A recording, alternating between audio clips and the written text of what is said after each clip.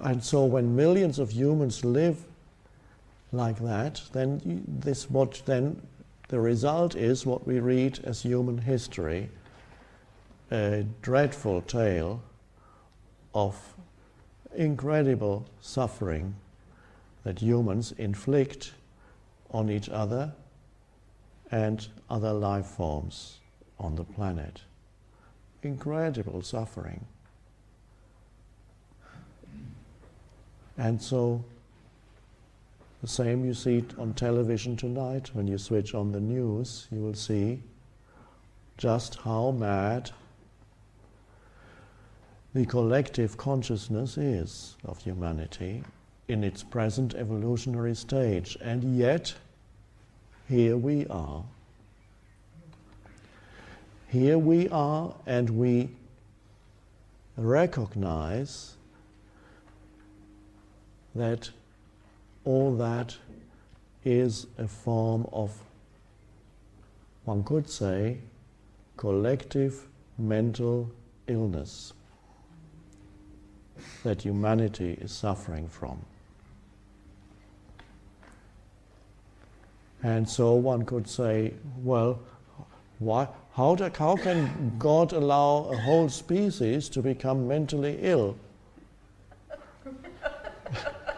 I heard that question somewhere in somebody's mind. And of course, you can ask the same question on a personal level. Does God allow me to be ill? How dare he, she, it, to allow me to be ill, to suffer?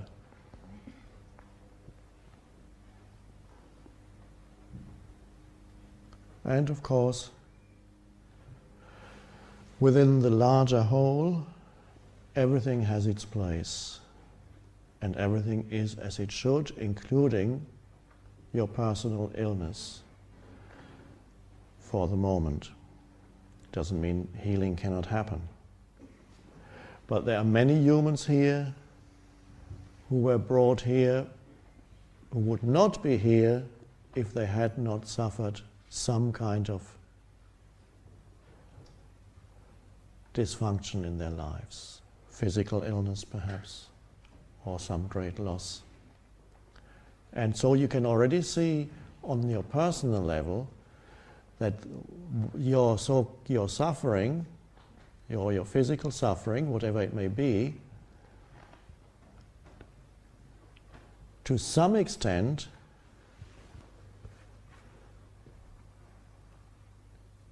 began to dissolve the egoic structures in your mind. It started to shake it loose so that something else could come through. And you suddenly found yourself becoming interested in the present moment. And then you end up here. And no matter what your story is, and some of you may feel that it was all one big mistake. The story of me was all one big mistake. You are here now.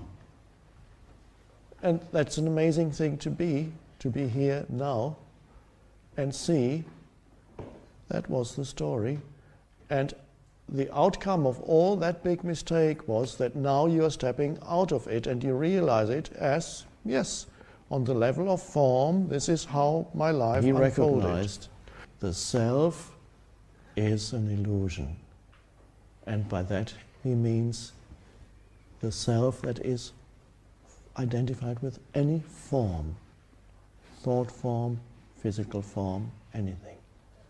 And that is the illusion, to lose oneself in some form. And then the preciousness of being, that is the essence, that is timeless and formless in every human and in every life form, one could say, incarnates in form. And there's nothing wrong with incarnating in form as long as you know yourself as that which is beyond form.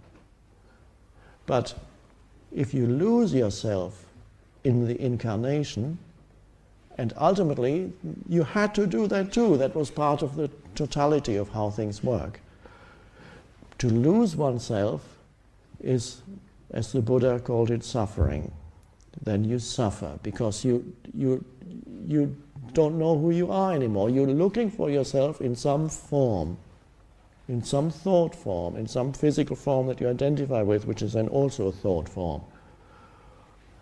Me. And so everybody is looking for the essence of their being, not knowing that the specialness that they look for is already the essence of who they are.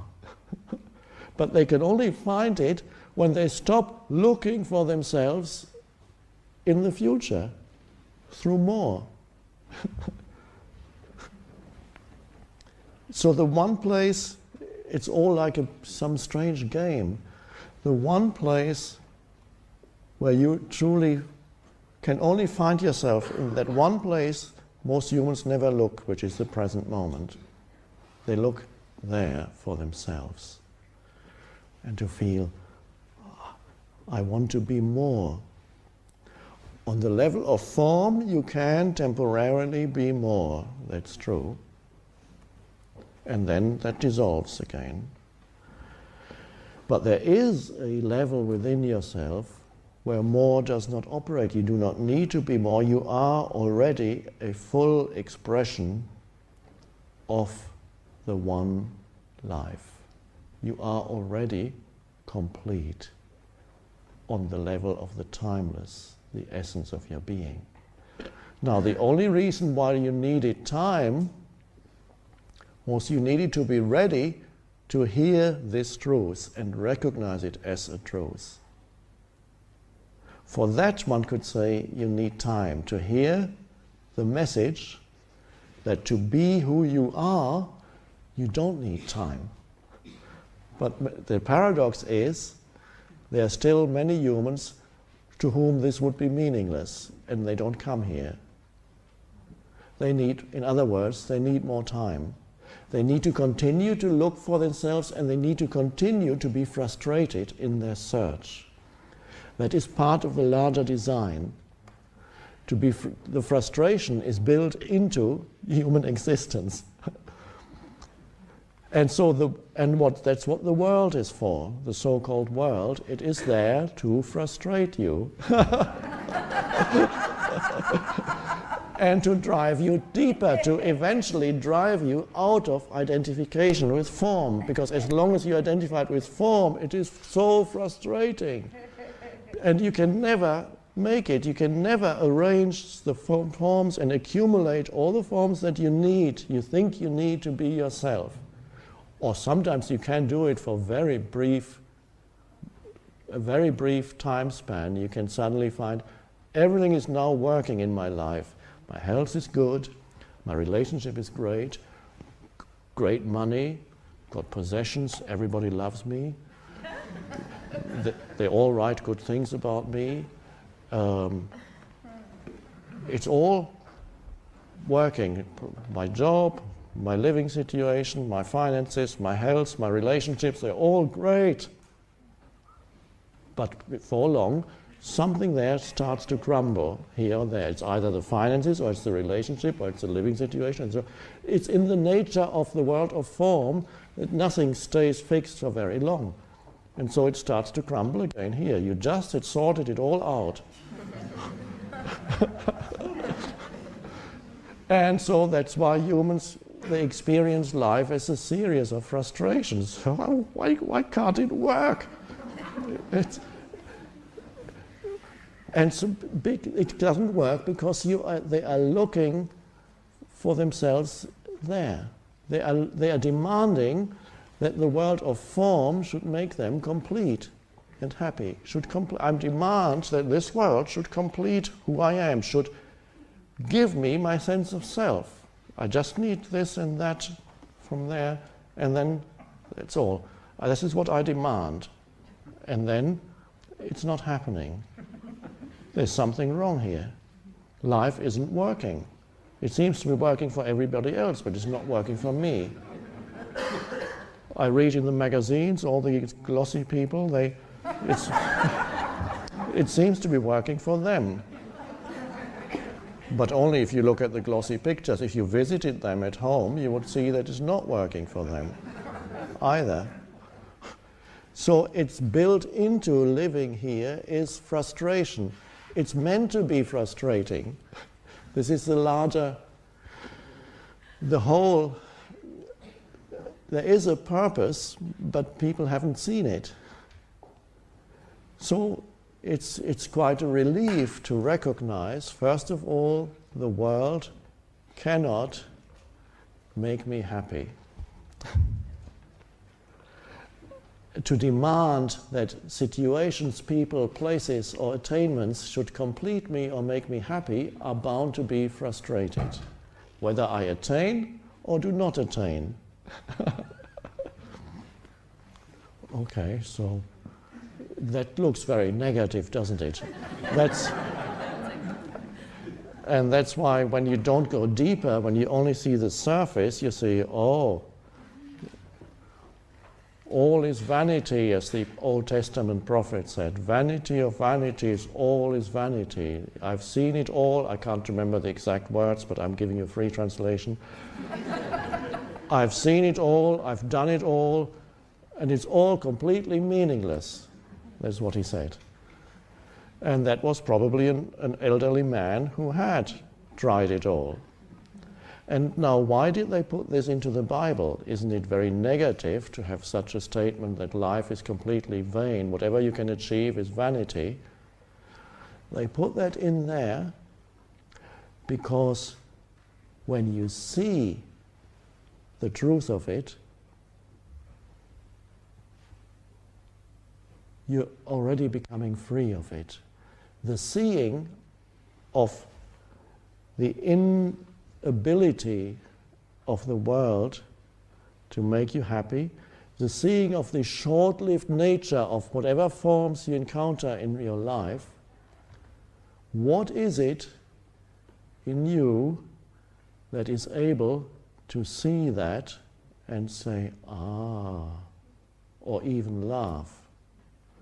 What before was a dreadful story and frustration, you suddenly step out of your own story and see that your own frustrating story is not your personal dilemma, but the human condition. And you derived your sense of self from that, which is nothing personal whatsoever. It's the human condition. And that it's the human condition in its unconscious state, its unenlightened state. And that's what gave you your sense of personal selfhood, and that you wanted to cling to. And now you step out of it by simply seeing it. The seeing means something is arising that is not part of that unconsciousness. And that is why they put it into the Bible, because when you see it, that which can witness that in you, the impermanent nature of all forms, the fictitious nature of the mind-made story, what is it in you that is able to look at that and see, that is not thought, that is the ability to be aware and hold up the mirror of awareness and simply see it there. Or let's say better, the light of awareness shines on it.